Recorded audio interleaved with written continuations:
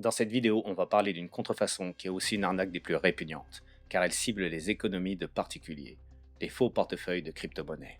Certains ont été falsifiés au niveau matériel, d'autres le sont au niveau du firmware. Parfois tout est authentique, mais c'est l'application en ligne qui est fausse, et d'autres ont tout simplement été fournis avec une fausse notice. Et certains cas sont liés à un pays qui s'est spécialisé dans la cyberattaque, la Corée du Nord. Vous allez voir dans cette vidéo à quel point ces arnaques peuvent être vicieuses et répugnantes. Bonjour à tous, aujourd'hui je vais parler d'un sujet qui touche à la contrefaçon et malheureusement aux arnaques aussi, et qui est très important pour les utilisateurs de crypto et pas uniquement pour les nouveaux. Pour ceux qui ne sont pas familiarisés avec la crypto-monnaie, je vais vous faire un rapide topo pour vous expliquer les termes techniques. Un hard wallet est un petit appareil physique qui peut ressembler à une clé USB et qui sert à stocker vos crypto-monnaies. Techniquement, elles ne sont pas stockées dessus, mais c'est plus simple de l'expliquer comme ça. On les appelle aussi des ledgers, mais ce terme est trompeur car c'est aussi le nom d'une marque de hard wallet, mais il y en a d'autres comme Descent, Trésor, etc. Une hard wallet a une seule recovery phrase, que l'on appelle aussi seed phrase, et peut contenir plusieurs adresses de crypto-monnaie. La recovery phrase ou seed phrase est une suite de mots que l'on ne doit jamais communiquer à personne et ne jamais stocker sur un appareil connecté. Elle vous permet de récupérer vos fonds si vous avez perdu ou endommagé votre wallet.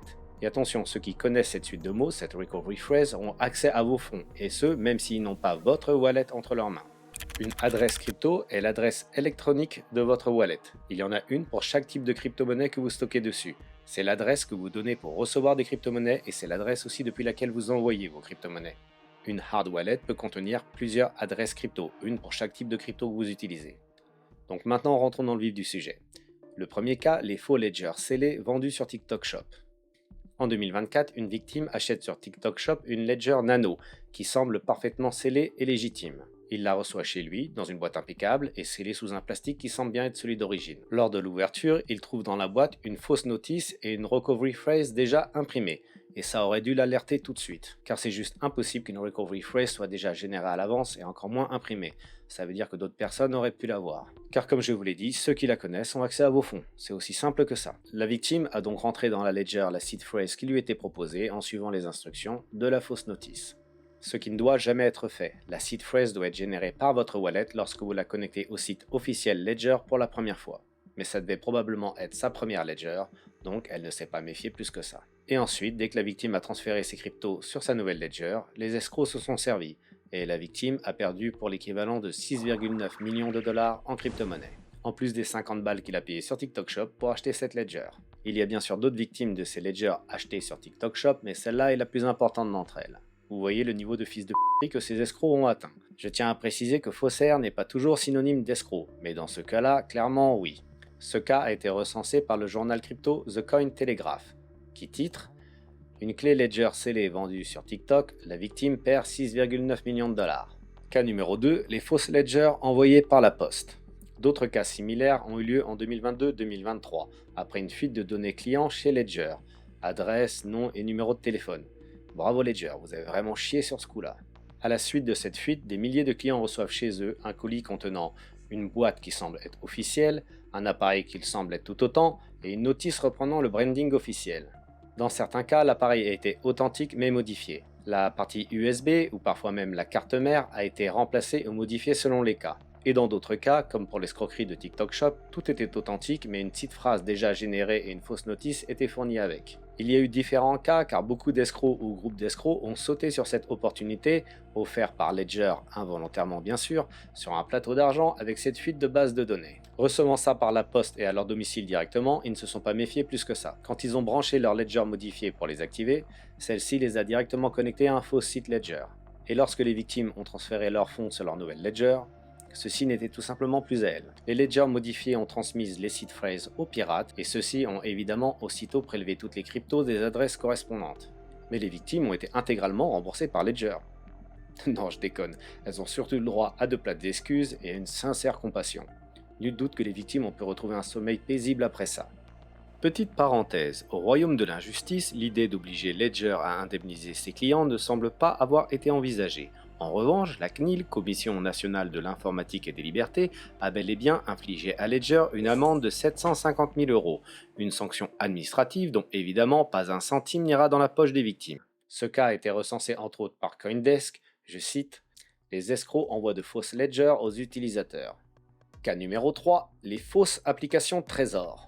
Là, les appareils étaient authentiques. Parfois, les victimes les possédaient déjà ou les avaient achetés directement sur le site officiel Trésor. Mais une fausse application était disponible sur Google Play pendant des semaines, et ce, malgré de nombreux signalements. Elle avait une icône parfaite, un nom crédible et des avis achetés. Il y a eu des milliers de téléchargements.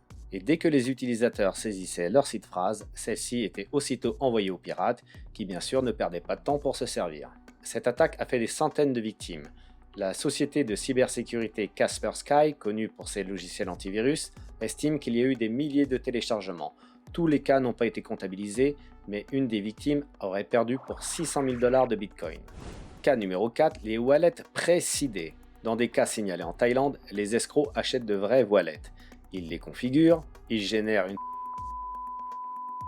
ils remettent l'appareil dans la boîte, scellent ensuite celle-ci dans un nouveau plastique et la revendent comme étant une neuve. C'est moins sophistiqué, mais si la personne qui achète cette hard wallet n'en a pas déjà une avant, il y a de grandes chances qu'elle se fasse avoir. Il a entre les mains une wallet qui a l'air déjà utilisable, et s'il n'est pas familiarisé avec ce type d'appareil, il se dit qu'il n'a qu'à l'utiliser tel quel. Le service Ledger Support précise, si votre appareil a déjà une seed phrase configurée, c'est qu'il est compromis. Et cas numéro 5, les attaques sur les firmware. Dans ces cas-là, les appareils sont authentiques, mais les firmware sont contrefaits. Des chercheurs en cybersécurité ont prouvé que l'on pouvait modifier le firmware d'un Ledger ou d'un Trésor, et que le Gain in Check, le test de sécurité, passait quand même. Dans ces cas-là, les utilisateurs ont entre les mains un hard wallet compromis et ils ne le savent même pas, et les fonds peuvent être siphonnés plus tard. C'est le niveau de contrefaçon le plus sophistiqué car il est invisible. L'Association internationale de chercheurs en cybersécurité Usenix Security Symposium a déclaré « La falsification avant livraison est un des vecteurs d'attaque les plus sous-estimés ». Et la Corée du Nord dans tout ça. La Corée du Nord, et en particulier le groupe Lazarus, rattaché au bureau APT38, est accusé d'avoir commis pour plus de 2,83 milliards de dollars de vols de crypto confirmés. Le bureau APT38 a été créé sous le règne de Kim Jong-il, le père du dictateur actuel, et il est rattaché au RGB, les services de renseignement militaire nord-coréens. La principale fonction du bureau APT38 est de trouver de l'argent par tous les moyens possibles et imaginables. Et pour cela, il ne se fixe aucune limite, qu'elle soit légale ou morale. Voici quelques exemples. Le hack Running Bridge, 600 millions de dollars. Le hack Harmony, 100 millions de dollars. Le hack Stake.com, 41 millions de dollars. C'est un petit celui-là. Le vol de Bybit en 2025, 1,5 milliard de dollars. Et le ransomware WannaCry, 150 millions de dollars. Site un peu à part, mais il est tellement ignoble que je le cite quand même. Il s'attaquait aux hôpitaux en paralysant leurs services d'urgence et réclamait une rançon payable en crypto. Donc la Corée du Nord n'est pas spécialisée dans les faux appareils physiques, mais ce sont les maîtres absolus des faux environnements. C'est-à-dire les faux sites de hard wallet, les fausses applications online, les fausses extensions de navigateurs web, les faux plugins, les faux outils de mise à jour, les faux portails de vérification, des faux logiciels internes utilisés par les exchanges et des faux projets crypto bien sûr. Ils fabriquent rarement de faux appareils, en tout cas on n'a pas de cas recensés pour le moment, mais ils fabriquent les meilleurs faux logiciels du monde. Ok, donc maintenant si vous ne voulez pas vous faire plumer vos cryptos, retenez bien ces quelques règles d'or. Premier point, votre wallet vous l'achetez uniquement sur le site officiel du fabricant. Pas sur Amazon, pas sur eBay, pas sur TikTok, pas sur Le Bon Coin, rien de tout ça. Certains l'ont fait, se sont retrouvés ensuite avec des wallets compromis et ont perdu leurs fonds. Et inutile d'espérer qu'ils assument la moindre responsabilité concernant votre perte suite à l'achat d'une hard wallet sur leur site. Au mieux, le service support vous enverra un très gentil email pour vous dire qu'ils compatissent et vous expliqueront dedans comment pas vous faire avoir la prochaine fois. Bref, ils vous enverront paître. Donc le seul endroit sûr pour acheter votre hard wallet, c'est le site officiel de la marque en question. Et vérifiez bien que vous vous connectez au site officiel au moment de l'achat. Deuxième point, sécurisez votre seed phrase. Notez-la que sur papier. Pas de capture d'écran, ne la stockez pas sur un appareil connecté et surtout ne la transmettez à personne, absolument personne, même pas à votre pote qui s'y connaît bien. Troisième point, soyez très attentif au moment où vous configurez votre nouvelle wallet. Assurez-vous qu'il génère bien une nouvelle seed phrase et ne suivez aucun lien ou aucun conseil transmis par un tiers. Et ne rentrez jamais cette seed phrase ailleurs que dans la wallet directement, celle que vous avez achetée sur le site officiel. Jamais sur l'application et jamais sur votre ordinateur, uniquement dans la wallet elle-même. Et si possible, mémorisez votre seed phrase. C'est pas si difficile de retenir une vingtaine de mots. On a tous appris des poèmes quand on était petit à l'école.